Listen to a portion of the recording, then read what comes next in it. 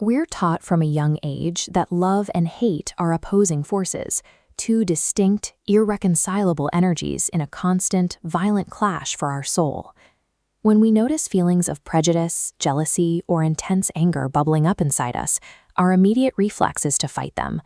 We try to repress the dark thoughts, push them down, or actively exorcise them from our minds. Alternatively, some philosophies argue that bottling up malice is unhealthy, and that the only natural response is to give in and vent that anger on a deserving target. But whether we try to violently suppress our malice or actively indulge it, we end up trapped in the same psychological civil war. Neither strategy actually neutralizes the animosity. The philosopher Eric Hoffer spent years studying mass movements and the origins of passionate, unreasonable animosity. He observed that when a person directs intense hatred outward, they are usually masking a desperate effort to suppress their own feelings of worthlessness and inadequacy. The outward aggression is a camouflage for deep self-contempt. This creates a dangerous loop.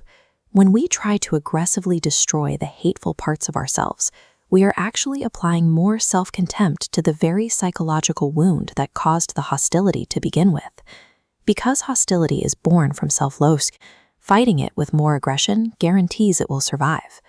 Breaking the cycle requires an entirely different mechanism. The psychoanalyst Erich Fromm viewed human emotions through an existential lens.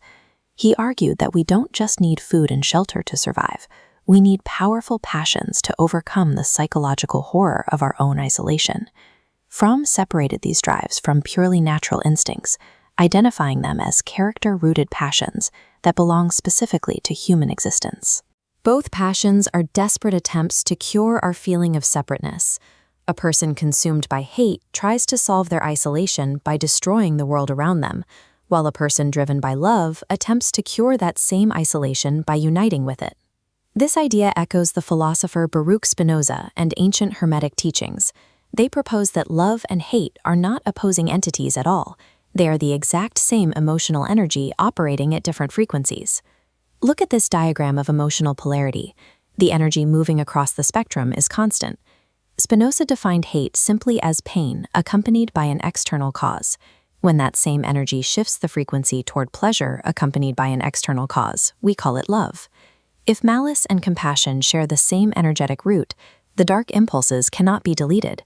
They can only be transmuted by sliding the dial. The psychoanalyst Carl Jung developed a framework for achieving exactly this kind of emotional transmutation. Jung argued that everyone harbors a shadow, a repressed, hidden part of the psyche containing the traits we find unacceptable.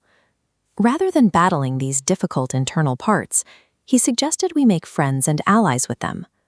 This requires a radical shift in focus. We have to stop looking outward and turn our capacity for connection inward. We have to look directly at the inadequate, degenerate, and uncomfortable parts of our own soul and embrace them. This process relies on radical compassion.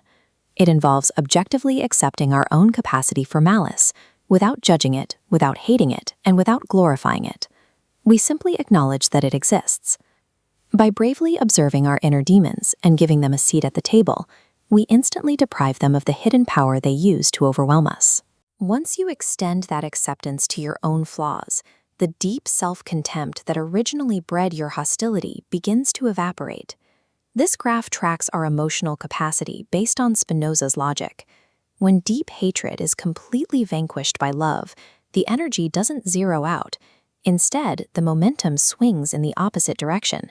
The resulting love becomes significantly greater than if the hatred never existed.